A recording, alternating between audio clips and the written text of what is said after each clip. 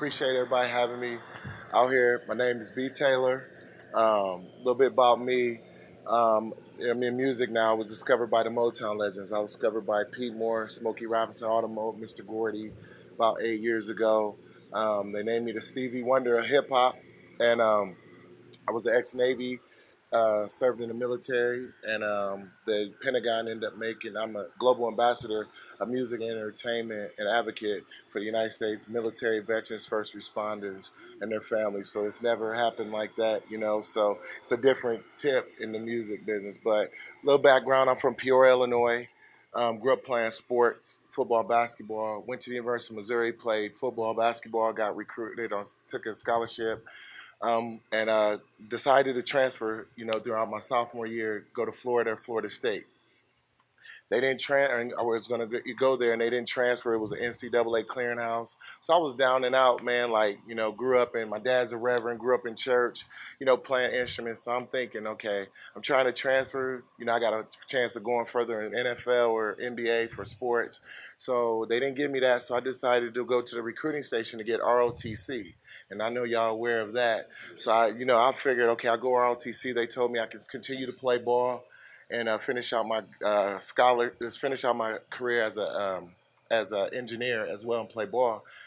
I didn't get that. It ended up going active duty. They messed that up. So I'm in active duty. Getting ready to go to the military and go to the Navy. My dad told me one thing. My pops was like, "Don't say nothing. Just keep your mouth shut and just finish at the top, and it all pan out and work out. You just got a different detour. God got you going on. It is what it is." So I listened to him and go in there. And about 6 weeks in, I was over my division. It was 120 guys. It was guys from different walks of life. I'm coming from playing college ball to going to boot camp. So it's a big switch, a big different. But I was over the unit. You had guys from Compton, bunking with cats from Alaska that never seen black. It was just a whole different experience than even in a ball team because you had guys from really, really different backgrounds. And so week 6 in, the higher ups, my unit, RDCs, which is your recruit command guys, they were like, "Hey, we found out you play ball and you didn't say nothing in here." I was like, "No, my pops told me to be quiet," and they let everybody know, that I played. And so I ended up meeting the higher ups, the captain, the commanding officer, and they was like, "Look, son, we found out you were playing ball, and do you want to go to the Naval Academy?" And I was like, "Well, how many years do you have to give? Can I think about that first?" They were like, "Okay, fine. So you're going to be stationed out and you're going to go to Florida for your training in your school and everything with Marines. And, we're going to let the command out there and the commanding officer know about it." So I get out there. I finish top in my school out there in the training and everything. And I end up meeting the commanding officer, and they said, "Look, the Secretary of the Navy and the Chief of Naval Operations, who's the highest ranking officer in the Navy, they're coming, and you're going to give a tour of the school." And so I'm touring, with Secret Service. Here it's just a wild experience. I'm touring with Secret Service and different people and walking around in school. And the Secretary of the Navy is like, "Look, I want you to play this basketball game with us today." And he was a big basketball fan, and you're going to guard me. So game point comes up, I block his shot, and there, Secret Service, the name was like, "Man, you got to let the second half, score. You can't be blocking his shot." He was like, "Nah, he's a competitor. This is what makes the Navy." He said, "Son, where do you want to go to school? You want to go to the Naval Academy? What do you want to do? We heard about your situation." I was like, "Well, that's so many years, sir, but, if I could, do my rate and serve and, if I play on the All-Navy basketball team or All-Navy sports and still serve and go to the NFL, can you line me up?" He said, "Well, do you want to go to San Diego, Chicago, or Jacksonville? Because that's where NFL teams are. So which one?" I was like, I never been on the West Coast like that, so I came from Illinois. I went to San Diego. I'm out in San Diego.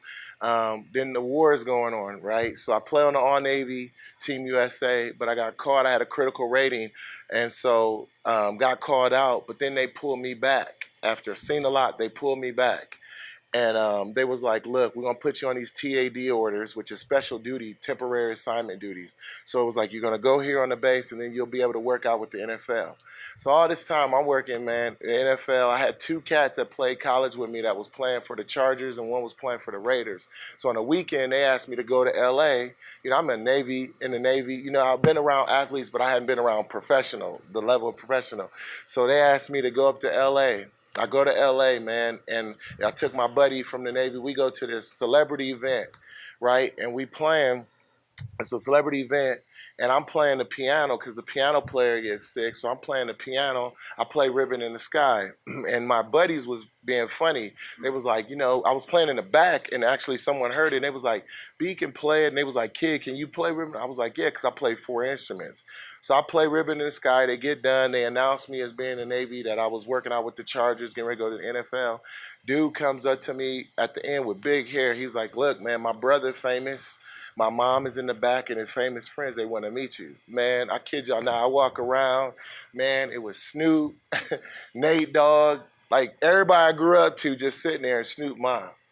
And Snoop was like, "Yo, man, he was like, what's your name?" I was like, "B," they call me BT for sure. He's like, "All right, look, B Tizzle." He was like, "Look, man, this Ribbon in the Sky is my mom's favorite song. Can you play at her birthday and her wedding?" I was like, "Yo, like I'm in the Navy, Snoop. I'm about to go to the NFL." He's like, "Look, I'll handle it." And it was Nate Dogg sitting there. It was M. It was just like the whole clique was just sitting there. Eastsiders. I know y'all remember some of these. This is all these cats were sitting here. So I'm like, "Oh man, really?" So I get back. I took all these pictures. So I get back to the base. You got in the Navy, you don't just come back with pictures of like the whole West Coast, Raps and Snoop. So they call my command. I play at the birthday party. I play at the wedding.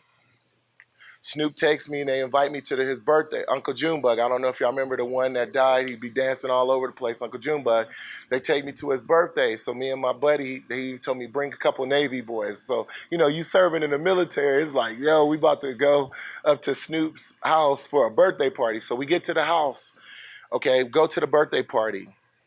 Packed, having a good time. Bing, which is Snoop's brother that just brought me to him, he was like, "You know what? Tomorrow come in, let B bring some music." Now at the same time, I had like a keyboard back in because I would just do music for fun while I was in the Navy, still doing my football. So I had a keyboard and I had like the computer. And I thought, it was hooked up, and I thought like, I'm about to go take these beats up and Snoop. I'm about to get this, like this is my chance. I'm in football, but I'm about to make something come out of this music thing too. So we go the next day. They all in the studio. It's Master P. It was Eastsider, Nate Dogg, Superfly, Jazz, Corrupt. I can go down the whole list.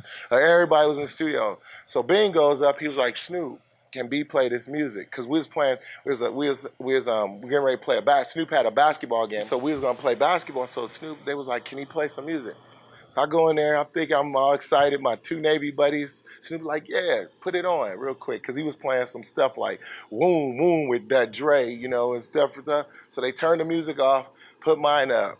Man, my stuff came up. It was loud. It was like, you know what I mean? It went from Woom to soft. Snoop was like, "Cut that shit, cut that shit off." He said, "Nephew, what you doing?" He said, "Don't you ever play nothing like this when you got an opportunity to be here. What you need to do, get with Superfly, get with them over here, get with Fred Wreck, get with these cats right here. Right, they're gonna tell you what to get. Go take that Navy money if you get that ball money and get this." So it was an embarrassing moment for me because it was like more than this many people in the thing. He cut it off, and then he was like, "Engineer, turn my Dre stuff back on." The Dre to send me this new stuff, and Pharrell sent me, which was the Beautiful. They was playing that up in the so. He played that. He said, "This is how this stuff's supposed to sound." So, that was a moment check. So I didn't get mad. So I took it back. I'm like, man, let me go back to San Diego. I had my Navy thing. I went and got exactly what the list was. And he told me I needed to work that and master that and don't never be in the atmosphere to do that. So it came to where I had to choose. So Snoop was like, Bing was like, "We're going to set you up with a studio, San Diego." So I go to San Diego. Next door to me in the studio, Blink 182, Green Day. They was Jimmy Eat World. They was going on Pop Disaster Tour. They came in and asked me. They heard about me in here. Could they hear me play? So I was in there making some music that Snoop and them had set me up in the studio with. His brother did. They were saying, "Man, we want you to play the keys on the Pop Disaster Tour." So again, I took this back to the command, and they was like, "What?" So I came on a couple dates of that and became friends in that world. And so then it came time where I had to choose between the league and music. So I was in San Diego, the Coors Amphitheater. Never forget this. I went to go see M. You know what I mean? Because they hooked it up to go see M, and I went to see him. And so Proof, I don't know if y'all remember D12, Proof passed away. So Proof You know, proof was they was standing. One of these guys, the security firstborn, was standing. He was like, "Man, you look familiar." I was like, "Yeah, man, Snoop. Y'all met me through Snoop a year ago, whatever." He's like, "Come," and I was going into football. He was like, "Come on, come real quick." Man, I went on the backstage, went on tour bus. Proof was like, "Look, dude, you gonna come to Detroit. I'm gonna work with you. You talented." I was like, "Proof, I got football though." You know what I mean? I'm still in the Navy, getting ready to get out and go to NFL. I'm like, "Man, I got football." He was like, "Look, you gonna come, you gonna work on this thing. When we do this D12 album, I'm gonna put you on, but you gotta show me what you can do." So I was in the middle. So I got out the Navy. They let earl me out. I was still getting ready for football. I went to Detroit. I was working on the stuff in Detroit and everything. Proof was showing. He's like, "Look, you keep coming to the studio." I was having a work ethic. You know what I mean? Because he would give me the keys to go to their studio. He had a label called Iron Fist that was part of D12 and Shady. So I was going to it, and then all of a sudden, man, I was the night he came to me. He was like, "Look, I'm going on the east side." I was like, "Proof, I don't really be on that, man. Like, I'm about the studio. Let me stay at the hotel, and I'm not gonna go, but I'll see you in the morning." That was the night he got killed. And so I was sitting there like, I came from this to go into music. I'm like, okay, football. I'm like, now can't go to music. You know what I mean? I just made my decision not to do football. I can't. Proof was I know everybody, but Proof was he was leading me in to go this way, and he had me set up going to Interscope. So I'm like, man, what the heck? So I done chose not football. I'm in music. So I done did this. So my parents moved out here. My dad, I don't know if y'all heard of Victory Baptist Church. Out here, it's like the largest church. It's about for 13, 14. Dr. Fowler, my dad, Reverend Taylor, that's my father. So he was moved out here. I hadn't been out here yet. So I come out here. My dad was like, "Man, just make your decision. You still got, go get ready for the next year of football. Music not gonna go. Just get yourself right. You still got aid. You can get agents." And I was down because Proof was really, and Firstborn was really guiding me, man. They really took me in, along with Snoop's brother Bing, to really see what I had going on. And so I didn't know what to do. So I'm out here. I get a condo on Ann Road. Wasn't living out here, Ann Road, at the Painted Desert Golf Resort. I know y'all know where that's at, on the 95 and Ann. So I get a condo. I still was living in San Diego, but I get a condo. I'm moving into the condo. I had a couple people from Detroit that was visiting, and I moved. So I come out, and it's this old condo. It's like 55 years and older. The condo you couldn't even get in it, but I was able to get in it because of the football and the connections I had to get in it. So I moved in. I'm playing the piano at night, and I was just playing at night. Come down the next morning. My neighbor, he's older, white. He called me Billy. He'd be like, "Billy, I know you just been here a day, but I heard you playing the music, and it soothes my wife. She has cancer. It soothes her at night. What are you doing now?" I'm like, "Man, I'm trying to get ready for football. I just got this, and I'm going to come back and forth." But I was in music, and he was like, "Speaking of music, there's a Motown legend that lives in here. He was one of the founding members of Motown, and he never comes this way, but we see him." And he was like, my wife waves to his wife, and he was like, "Honey, what's the name?" And the name, he said, I don't know. And then this gas guy pulls up. He was like, "Yo, there's this car from Michigan, Detroit. Who's from Michigan?" And the gas guy, I was like, "Oh, I got a couple friends from Detroit here. I just moved here yesterday. They're going back." The gas guy was like, "I'm from Detroit." Then my neighbor was like, "Yeah, all this Motown here. What's his name?" And he said, "Honey, oh, his name is Pete Moore." Soon as he said that, y'all, I kid y'all not, a gray Mercedes, he never went this way. In the 20 years he been out here, gray Mercedes came like this. And then my neighbor said, "That's him, that's him." He never went that way after he said his name. I ran up to the door. He rolled the window down. I'm with my neighbor. He was on a cigar. He was like, "How you doing, son? Can I help you?" I said, "Mr. Moore, I know you don't know who I am, but I know y'all with Smokey and the Miracles. Y'all was the first group of Motown, started Motown. I did a little music, but was in football." He said, "Kid, no more. You came and had the audacity to come up to my car with this person." He said, 45 minutes, here's the number to my assistant, gonna let you in my house. I live through the gates back in here, get your music." Man, I ran in the house. I'm getting stuff together. My two friends that was in from Detroit, like, "What you?" I said, "Dog, I just met one of the founding members of the Miracles of Motown." He was like, "Get the heck out of here." I was like, "Nah, man, I'm going over here in 45 minutes. Dog, I get over there, they let me in. I go into a room, it's about a little bit as big as this, about half, like all of this, okay? All awards that you could think of. Sinatra, Nat King Cole, Ali, I'm talking Michael, like all the way from current Rolling Stones best songs, Grammys, all kind of stuff, World Music Awards, everything you can think of. I'm not talking about, yo, I got a hit record. I'm talking about all the legends, current, Billboard, this, all these things set up. And I'm like, man, and I'm going back, I'm looking at here, like this is timeless, like from the beginning to all the way down, He said, kid, what you got? I said, I got two. He said, sit down. I said, I got two songs. I got two CDs. One that I produced as me as an artist and other as me a producer and other people singing. He said, let me hear the one with you on everything on it. Y'all, he played two records for 45 seconds. Okay, he went to the first for 30 seconds. He played the first one, 30 seconds. Played the second one, 30 seconds. Was quiet. I was like, dog, I thought it was done.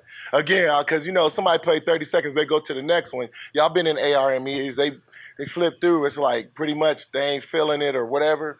He was like, man, he said, you did everything. He said, play the piano for me. And I got on there, I started playing. He said, play this. He had like another thing in organ. He said, play that for me. I played. He said, you play what? I said, I play 4 instruments, Mr. Moore. He said, get your manager on the phone. You what we've been looking for. We about to take you in. We've never worked with a hip hop artist. You my swan song. And I'm about to take you to the family of Motown. Man, I get on the phone, call my agent, my manager at the time, who still's my manager. I called from a block number. I had been there one day. I want y'all to know I was there to Vegas for 24 hours, y'all.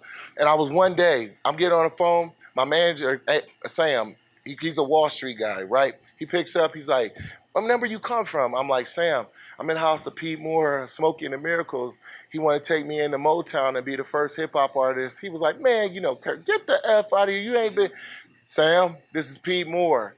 After the holidays, get the contracts together. This is the kid. We're going to take him in, right? Changed my life. So I'm thinking, okay, dang, I just came from here. So I get in touch with the Pentagon and the Navy office. So the Navy was like, okay, this is a story we got to use. So they took it up. The Pentagon was like, this guy just came out of the military, going toward the NFL, met all these people in music while in the Navy, and then went and met the Motown legends. It was like some craziness was going on. So the Pentagon was like, look, we're going to allow you to do whatever as long as you're representing us away, and allow you to film videos and do whatever at the Pentagon. And so Mr. Moore said, look, son, they're not going to get what you're doing. You a hip-hop artist, play 4 instruments. The industry not going to get you with classic Motown, bridging the gap with hip-hop pop, and you got the Department of Defense, the U.S. military. The A&Rs in the industry not going to get it. But when the dust lines up, and when they're going to line up like soldiers. We've been here before when we created Motown. So they took me in the studio, man, 8 months recording Mr. Moore. Like, come down to my house. He made me come to San Diego for 6 months. Come down to my house. He was at my house every day at 5 o'clock with his driver on the dot. He would come in the house for an hour. Let me see what you got. What'd you create today? We would go to the studio. We get up at 6 o'clock on the dot. Be at the studio. The driver would take us at 6:30. We'd be at the studio 6:30 here in Vegas to freaking 6 in the morning. I want y'all to know this is a 70-year-old man, like, okay? Not like a young cat. He was like, I don't want no girlfriends. I don't want no homies. I don't want nobody that ain't got nothing to do with music in here. Because how many records have they wrote? None, Mr. Moore. How many hits they got? None. How many Grammys they got? None. What label did they start? None. All this stuff. Who have they discovered? Had they discovered Stevie? Had they discovered Michael Jackson? He was going down the list. So I don't want nobody coming in here going to tell me how to write a song. You better be here. And we did that for 6 months. And he would bring the different legends in, B.B. King, Aretha, all these different, Mary Wilson of the Supremes. They would all come in and be checking, and they would give me the Motown history. So it was like boot camp, y'all. It wasn't like, like I signed to Drake or I signed to Wayne. This was like historical, like a camp. Like, if you're going to be great, this is what we're going to have you do, because this is the lineage. You the last in the Motown lineage. There ain't no more. We not touching nobody else. So this is it. So this is all these artists that came, Marvin Gaye, the Vandellas, the Temptations, the Four Tops, the, Earth, Wind, and Fire, Cuba Gooding the main ingredient, all these cats, he was going down, Rick James, just all the, Michael Jackson, Janet, the Jacksons, and he said, this is the lineage you in, so listen to what we're going to do. You're not going to understand it. I know you like your boom boom music, but I'm about to give you the history and the basics. So we got done recording. I was like, man, these guys are serious. You know what I mean? It was serious being an artist with that. So we got done. My manager start coming in. We get ready to take it to the market and stuff. We go into A&Rs. So before I went to the label, Mr. Moore did a pre-promotion on the story of what we was doing. So he sent me to places with people, and I was going to different cities, performing, meeting, getting the story, building up the package, and all these like first things was coming, like B. Taylor. I'm up here in Detroit in the oldest jazz lounge in America. That all these people are the first rapper to perform there. Steve Wynn has me.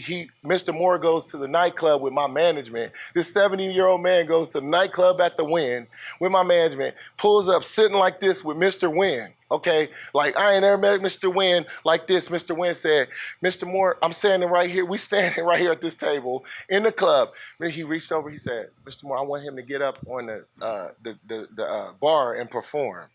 Mr. Moore said, "Hey, Steve wants you to get on the bar and perform." I was like, I was looking because I had one person with me, and a security person, a couple people. I'm like, "But what? I mean, I'm performing, but what I'm gonna do? Where the mic?" "Don't worry about that. I'm Steve Wynn." That's exactly what he said. Dog, I got up. They put me up on the thing. I'm performing, introduced the Motown. I just saw seeing the power of Motown. You can't just go in and get Mr. Wynn and be like, "Look, this is what it is." It was like they was on some different levels. And I got up there, performed at Blush nightclub, running around. Sean Christie let me perform. It was like people looking like, what the hell? Because nobody had performed with a mic at the Wynn on stuff like this. So, I was getting my career was stacking in a different type of way. And so it was going like this. And so it's still, when we went, so we built it up, went into these A&Rs, went to Universal, went to Warner, I had a packet like this big. They start going through it. They seen my college education with my degrees and stuff. They seen all this stuff with sports. They seen all this first time stuff. They seen this package put together by Wall Street Management, Motown Legends story. They looking at me, I'm playing music. They looking at me like, "Dude, what you want us to do with this dude? This dude got a Lifetime Achievement Award already." Mr. Moore and my manager, Wall Street, they're like, "Let's sign him. We do a joint venture. We already got him at Motown. Just put him out. Just put the story out. It's going to resonate. This is Motown." But you had people in the A&R, we was over them. They couldn't see stuff because you got to be, some of these A&Rs, like you might be talented as heck, but they'll look at you and say, "No, you talented," and be like, "Okay, here my card. I get back with you." Won't move on it. Won't move. And then they don't understand where you're trying to go. So we went to each one. Didn't do nothing. I'm sitting here like Mr. Moore said, "I told you, when the dust clear, you stay on the course, they're going to line up." All of a sudden, we had a event. Mr. Moore sitting there, Ray J standing next to, right? He hadn't had a record or whatever. I'm going in the thing, start working on, and then Detail was there. So his Sexy Can I record. So I got introduced by Motown to Ray. Went in there, did that work, saw that, then did a Buzz record with Ray, and it started building me up. Then the military walked me in, so I started meeting everybody. And then Ray had For the Love of Ray J going on at the time. So then I was in that, and then we performed on MTV. So it started building me up, and that's what the legends was saying. Your peers gonna start getting a whiff. So then it started moving slowly like that. Then I went on and I started meeting other different people. Then the Navy took me off. Y'all ever seen the show NCIS? It's been on for like ever. The chick plays Abby. She got the pigtails with the freaking big gulp. And okay, I go on set. The military take me on the NCIS set with my manager, introduced me to Paulie because she was a singer with Interscope on a group called Lowball before she was on television winning Emmys. So I go in, she's like, "B, I heard you." I meet the cast, we hanging out. She's like, "Man, I heard your story. I heard your music. Can we go to church tomorrow? Because we're going to do a record." I was like, "You want to do a record? For real?" So I go to church with her the next day, and we playing on piano, messing around. She said, "Let's do a record." Man, next day, I recorded the record. I went in myself and recorded it, Fire Eyes, got it to her singing. She's like, "Oh my God, let's call Paramount." I'm at CBS Paramount in 2 days. We just moving, my management moving. We record the record. 2 weeks later, it goes out. They sent a press release. Man, my publicist, it was the most downloaded press release story because there was a press release that went out 4 years ago when it was, Britney Spears, Rihanna, and Madonna was coming together to do a collab, right? So that press release went out. It was the most downloaded. All of a sudden, I went from this to this record moving, doing this radio promoter with the #1 cute actors on TV, right? And then doing all this stuff. Then we doing Extra with Mario Lopez. Entertainment Tonight. It's just how your career just be crazy. The Entertainment Tonight. Then it started moving me. Then Then president of this was crazy. Then the Bush family contacts the Navy to me and said, look, this President Bush family on the commission of his ship, his daughter's getting a library, the first library on an aircraft carrier. Can B. Taylor come perform? My management's like, who's he performing with? It's just him and Lone Star. That's a country band. They had like 15 number ones. It was a country artist and me. I go for the Bush family and President Bush family, 10,000 troops and family member performing. And they got up there and said it. They said, well, we don't really, listen to hip hop, but we got something different. But remember, I told y'all, this is what Mr. Moore told me years before what was going to be happening if I stayed the course. Stuff, because they legends. They can see it before it even comes. And then I did that. Then right at the week after, but he's coming out of office. The Navy was like, look, we want you to do the 100th anniversary with the Naval Orchestra, and we're going to perform for the 100th anniversary. We never had a hip-hop artist ever do this with the orchestra. I go perform it. I was nervous as heck, y'all, because it was 5,000 Congress and their family and dignitaries, and you go up rapping with an orchestra at the White, in D.C., it's different. I went up there, did my song, One Life, did it. They got done, the SECNAV came to me, they was all the higher-ups in the back was shaking hands. Keep going, you represent us. The next day, you guys, I get a call on the phone. The call on the phone, the advisor to the Pentagon was like, get your managers, all of them on the phone. The admiral was calling you, the chief of information from the Pentagon Public Affairs is calling you, they got something for you. Call me the next day, they was like, hey, B, Congress was so impressed for you, what you did. We've got the aircraft. I don't know if y'all remember this. It was 11-11-11. It was the first basketball game on an aircraft carrier, North Carolina and Michigan State. It was on ESPN. It was all. So it was quick, and they called. The airman was like, look, they were so impressed. They got it to Obama. Obama wants you to do the Star Spangled Banner. Now, I ain't even a singer. He wants you to do the Star Spangled Banner, and then you're going to play in a halftime game. I'm like, what? Yeah, you're going to meet the president on Air Force One. You're going to do this to get with Mr. and Mrs. Michelle Obama. Like, nobody had performed for me. I was like, what? I don't sing. Well, you better figure out how to sing because they was impressed. So I get my mom singing church. So I'm playing keys, I'm rehearsing. I hold a note, but I'm not a singer like that for when you're trying to do it in front of 100 million people because the president, it was the aircraft carrier that buried Osama bin Laden's ashes, and then he was going to give his annual address. That's not the cup of tea you want to be playing around when the whole world is watching. So I got ready, did it, was practicing. I went and did extra again with Mario Lopez. He covering it, and then I did perform it, man. Nervous as heck, man. I was sweating before they called, coming from Air Force One. It was just the most chilling thing, and I nailed it. Had a good day that day.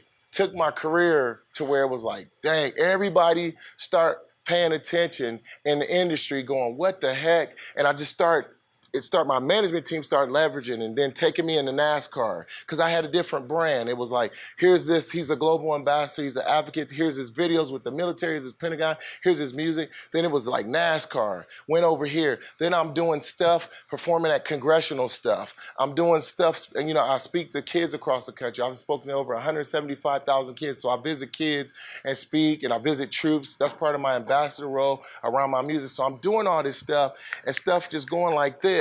And then now we come to I'm working on all these different records and working with people, friends with this person. Then I get that call to where, I got this new record now. Now I'm up to where I get a call. I take a guy I knew for a long time, Jamal. Puffy, Diddy, and Mark Wahlberg had this Aqua Hydrate water. And this water, I don't know if y'all seen it, he did his Fiji then the Fiat commercial with the Aqua Hydrate. That's Puff and Mark Wahlberg own it. So I've been on the water for like 4 years. I knew Jamal, the business partner for Mark Wahlberg, Floyd, and all them. And Jamal been following me, been like a brother. I was like, Jamal, I called him, I said, look, Obama's going off of office. You want to go meet Obama? He was like, dude, if I go meet President Obama, Puff and Mark and Floyd, they're going to be tripping. Like, how in the heck are we going? I said, come on, man. I took Ray J. Then we go meet the president. Yeah, I'll get it done. All right, we go. The next day he comes. Obama put his hand talking like this.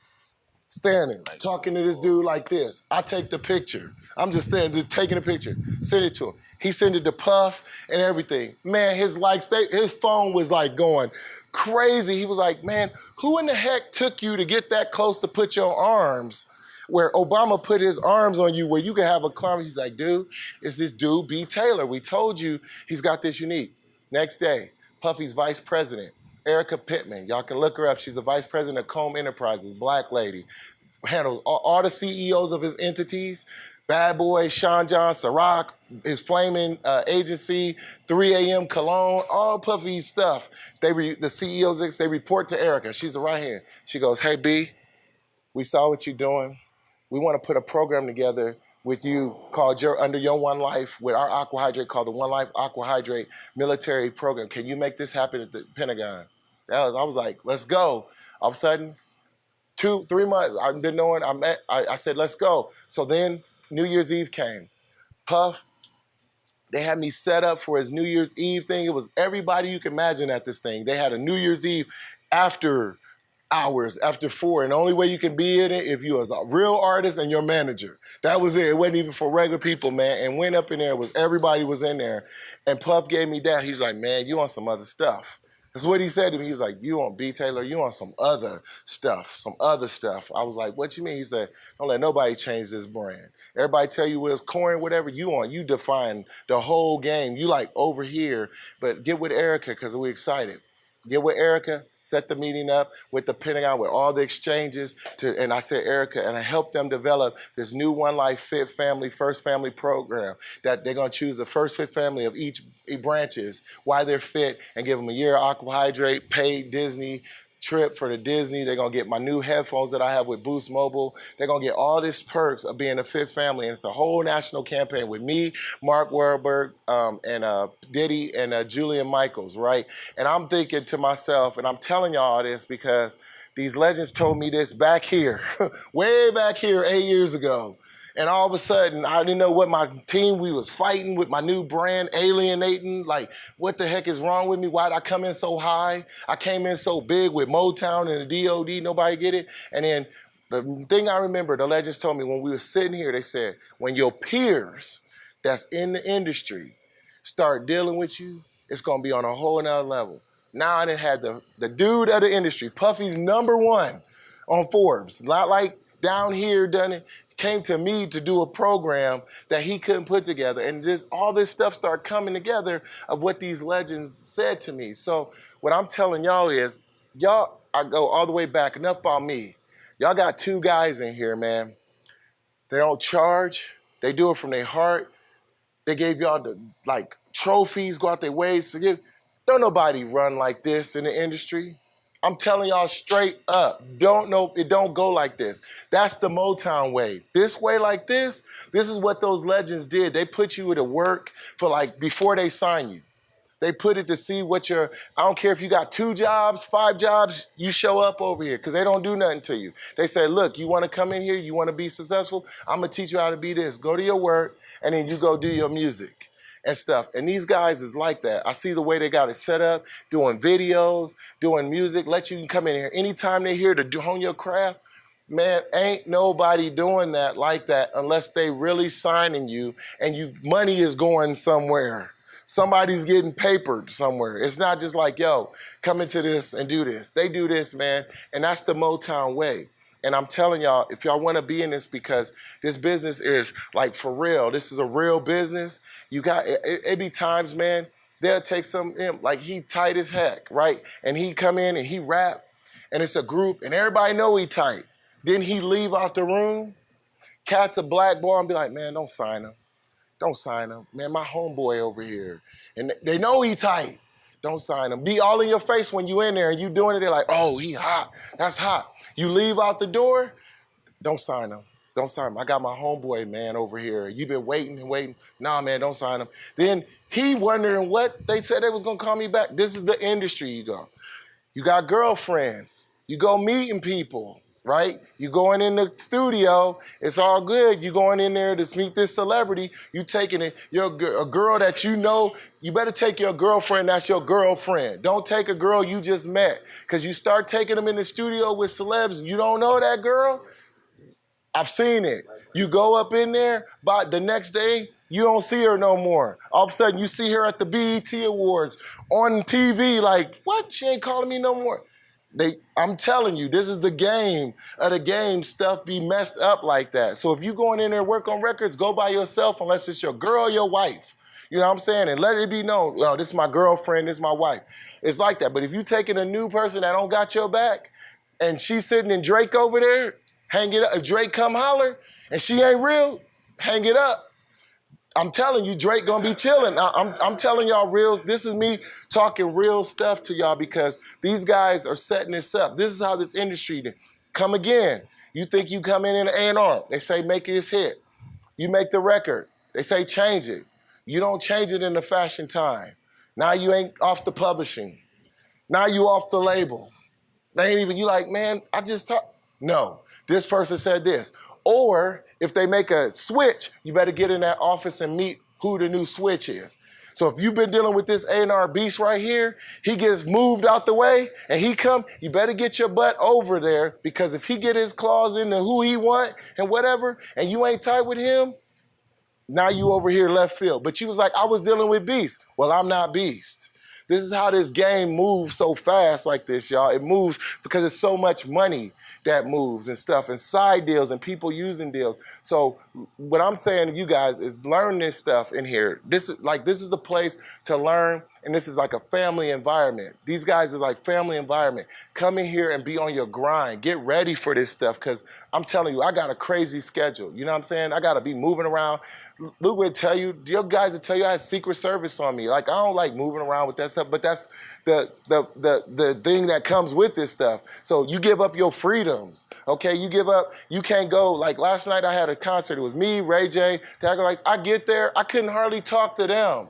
I couldn't even hardly, they'll tell you, I couldn't even hardly talk to them because when you get there and you focal, it's like everybody in your face. So if you're not used to dealing with this stuff, this business is not for you because it's like a switch. It's like you switch. You go from not moving to meeting some people on TV, then you get DMs, you get Facebook hits from cats in high school, grade school, cousins coming out the woodworks, asking you for money. Can you pay for their house?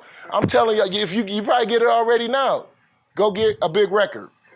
Go get on TV. They coming. I had people said I changed because I wasn't donating to their freaking thing. I didn't even know. One guy hit me out the Navy. He said, told my publicist to have mercy on his soul. This ain't the same B. Taylor we knew in the Navy because I wouldn't give him money for his child that passed away for cancer. It's like, man, you know how many people hit for money? I didn't even know. And it's not like I changed. It's just this is the stuff that happens. This is how people be changing, thinking you change because you got an opportunity and you can't help everybody and you got to move a certain way. So now you didn't change. These are all these things you got to think about, man, when you going in this business. And the urban, we in the hip hop, it's the most effed up game in the planet, y'all. It's the most lucrative, like the legends told me, it's the most lucrative, biggest branding, most money, effed up business in the world. There are no rules. Okay, when you go into the country world got their rules. If you notice, you see all the country artists, if they got beef, whatever, but they all help, they all together. Then you got all the white pop artists, they all be together, it's cool. But when it come to us, man, we can't, if we ain't in a certain clique, it's like, if you know Beast is tight, push Beast. If you know he's tight, push him. If he's tight, push him. You know why? Because we all go. That's what happens. If one goes and you support him and you know your turn and your thing, just get somebody there, support him. Don't try to undercut him if he's the one in front. That's what we do, hip hop. We get somebody there, then we try to undercut. No, let him shine, because if you be the one to help him shine, that's the value of you. So when it comes your time, you step in the game. That's the value. This is how the game is. That's what I did. I paid my dues. I was quiet when I was with everybody. I didn't say nothing. And then when it came time for me to play, everybody's like, dang, he do this. I didn't come in there because you took me to Flow Rider. I'll come in there trying to be all loud. I need to sit down. Flow's your man. And then when the time come for me, Flo gonna hear it. If you cool and y'all cool, and he be like, Flo be like, man, yeah, you can bring him all the time. He cool. But if you come in there all loud and you in the way, it's like, man, why you bring that dude? Don't bring that dude no more. Then you out the game. But that's what we do. We try to undercut. Just push whoever the talent is, who got the talent to go. The family push that dude because he puts everyone on. But when you're pushing him, don't be undercutting. Wait your time. Your time, we all got times. Wait your time. Don't try to undercut somebody because they got the opportunity. God meant for them to go. And that meant for everyone to go. It's like a caboose. That's what the legends taught me. Smokey made it clear. He said, look, I wrote the song Smile. The Miracles, we did Smile. Mr. Moore told me all the time. He wrote Tracks of My Tears. They wrote this. It was a big record. But then, and they did Smile. But then Michael came. Michael did it, and it went like, boom. Y'all know Smile, Michael did. That Joker was huge. Then they did Tracks of My Tears. Bonnie Pratt, or whatever her name is, she did Tracks of My Tears, Country World. 15 million. But you know what the legend said? We don't care because we the originators. Michael sing that song. Yeah, we was big with our million. Michael made 30 million, but we the originators. That shows how great we are. You know what I'm saying? Bonnie Pratt singing for the country. We're the originators getting paid. That shows you how great and respected. That's why Motown is so respected. Bruno Mars doing all this sampling. That's all Motown, man. That's all, everything reinventing. Bury Mr. Gordy back collecting checks, man. These legends ain't done records in 50 years. 50 years still relevant, getting a check. That's what they taught me, timeless music. So when you sit down and you 70, you getting a check because some cat over here wasn't even born is redoing your record. That's what they taught me. So these guys here, they asked me to talk, and I don't mean everybody's adults, but I'm telling y'all the realness to come talk to y'all about how this game really works and how you should move in this game and the work ethic you have to put and make sure you take care of these dudes. You ain't gonna meet dudes like this in the industry that's gonna be like, man, come this, man, I'll open up this house for you. You ain't gotta pay nothing. You ain't gotta do nothing. Just put your work in. Just and listen to them. You know what I mean? Their ears, you might not agree with them, but they trying to see you go, because if you go, they go. If you don't go, nobody. You gotta remember the talent makes the thing right. If the talent don't go, ain't nobody eat nothing. Like all the teams around me, if I don't do nothing, they can't do. Managers and people like that can't do their job. But if you put in the work, you go and you pushing, their opportunities comes, because one crack opens, they can negotiate, they can go here. So don't get here and get discovered by something and go somewhere and then turn your back and be all funny, be like, oh, they over here because I got this shot with Diddy over here. No, you take them two and you say, Diddy, these two was here for me right here. They come with me or not. You do right, straight business, we gonna do it like that. If Diddy say no, you walk out that door. Because if you talented, Diddy gonna call you. Don't think it, because you'll go right down over here to Cash Money or somebody else, and they'll be flipping there, but you don't leave them back there. But that's what we do. We go, oh man, I got you, I got you. Don't play them games. Be on integrity. That's what Motown had. They had camaraderie. All of them had it. Stevie had camaraderie for Michael. Michael had camaraderie. That's why they all legends. Think about it. It's the only label in the world right now that everybody in the Rock and Roll Hall of Fame. Everybody that's on Def Jam and all this shit, ain't nobody ever gonna be in the Rock and Roll Hall of Fame. You lucky if you get into Ohio. You lucky if you get there. All the Motown legends from Smokey and the Miracles down to the Jacksons and all in between is in Rock and Roll Hall of Fame. So because they had camaraderie and they worked together to help each other. They didn't do this stuff just to be, I'm gonna get over her, she more talented than me or he more talented. It was like, no, we coming in, he talented, we gonna sing on your record. We gonna sing on your record. Listen to the Motown records. They all singing on each other's stuff. Marvin Gaye on this stuff, you know, this person on this stuff, because they all won. And at the end of the day, they all got money. They all getting the states and royalty checks and living good. Think about when the last time Stevie Wonder, what's the newest record Stevie Wonder done put out? You can't even know, because the dude can go do 20,000 people and redo all his records and kids that wasn't even alive. Everybody singing the hook. Any country, because they make timeless music. And that's what we got. A lot of y'all black in here, that's what we got to do in this urban game. Bring that stuff back, man. Y'all got a family here, man. Y'all got a family. If y'all work together with the way these two is, some noise is gonna be made. I'm telling you, if y'all think that some noise is gonna be made, you just gotta make sure to take care of them and don't turn your back on. So this is me, you know what I mean? And they gonna always be able to get in touch with me through Luke, through my management. I know I move a lot and be doing stuff, but I'm here to, you know, to encourage y'all to keep going, man. This is how the real music game is. This, you know, I use my life and my story because I had, you know, one of the most unique stories. You know, they sit me down to do a book and do a show on it because it was just so many ways, but I didn't, at the end of the day, I didn't ever give up. And that's what y'all should do. You know what I'm saying? That's, y'all never give up. You know, if you get your chance to be on a feature and it's only 4 bars and that feature is hot with somebody big, do the 4 bars. Don't come in there going, man, I got to do 8. I got to do 16. I've seen it. People spoil deals like that. Why I ain't going to do 16? Why do 4? Because you know if them 4 hot, that stuff turned to a whole song. You know what I'm saying? You can say, if I'm featured with Drake and I got 4 bars, do the 4 bars. You see what I'm saying? Get the 4 bars done. Don't be trying to come in there and go 8 and have them go negotiate. Be like, who are you? Do them 4 bars and make that joker hot to where them 4 bars, they be like, yo, that hot, and you on the song. Now you in the game. Now you leverage other stuff. But it's just, the thing about it's hard to get in the game. So you got to work hard. It's just hard to get that foot. It takes millions of dollars, you guys. I know, because it's into me and I made money, millions of dollars. It takes money to make that stuff go. So you got to get somebody to go, okay, I love this group. I'm going to put up millions of dollars for this person to be all over the place. Don't think Chance the Rapper and all these people you see, it's money behind cats. Somebody in the back is paying something. This music business is not a free business. Somebody is paying something. You just don't get on the big stage of a Grammys and nobody spent nothing. Somebody spent something.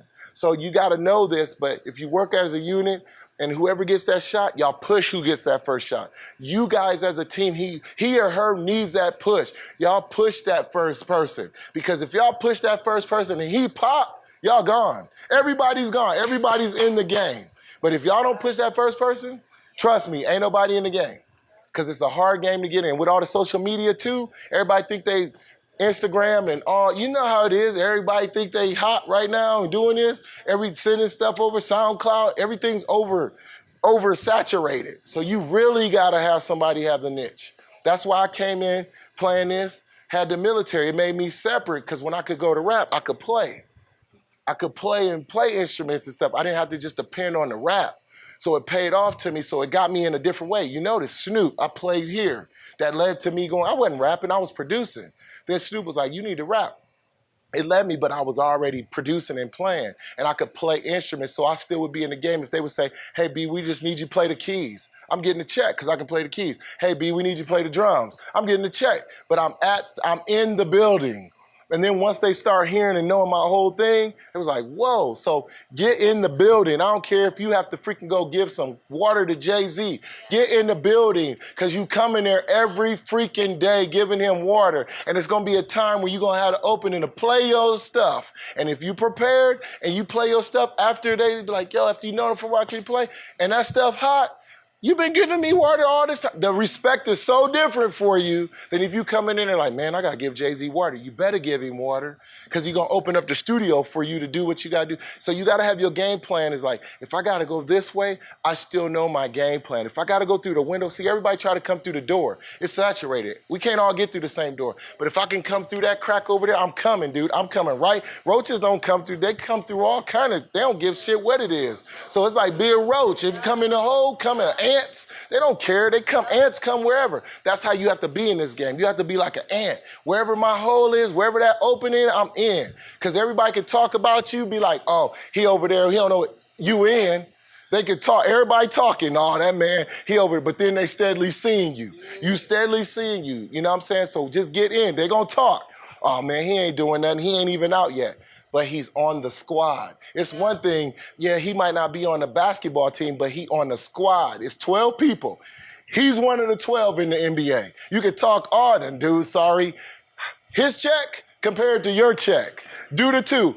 His plugs and pool compared to your pool. So don't worry about what people say, because I knew when I first got in, it was like, oh, B ain't putting. Now it's like everybody need jobs. Everybody that was talking need jobs and stuff. Can you help me out? Can I get security? Can I do, you know what I mean? All that stuff. So be like an ant, be like, get in, just get your little foot in the crack. And whoever out this team get their foot in the crack, y'all help the dude get through. It's like what we did in military as a team doing war. Push, man. Don't care who it is. Just push, because we all, if the door open, we just all fall in the thing. That's how it's got to be. Don't be hating on nobody. Y'all know who the talented one is. Y'all know who the ones y'all need to push. It's like basketball. You know who's shooting the Jays. You know who balling like Jordan and LeBron. You know, you ain't got to tell nobody. Everybody can see. Everybody know who's in this room, who is the one to open up the door. You need to push that person. Push that person and you better yourself while you push that person. Don't mean push them and don't work on your craft. Just push that person and hone your craft. Then when you go, trust me, it's going to be a good feeling. But don't cut the person down that you push. Please don't. When he gets in there, don't cut the person down. Make that dude so he be a star, because it's easy to elevate everybody when you up here. But when you down here, it's harder to pull. And that's what we don't do as artists. So, that's my story to y'all, you know what I mean? And y'all keep grinding and doing everything. So that's my story to y'all, man. Cool. You're welcome.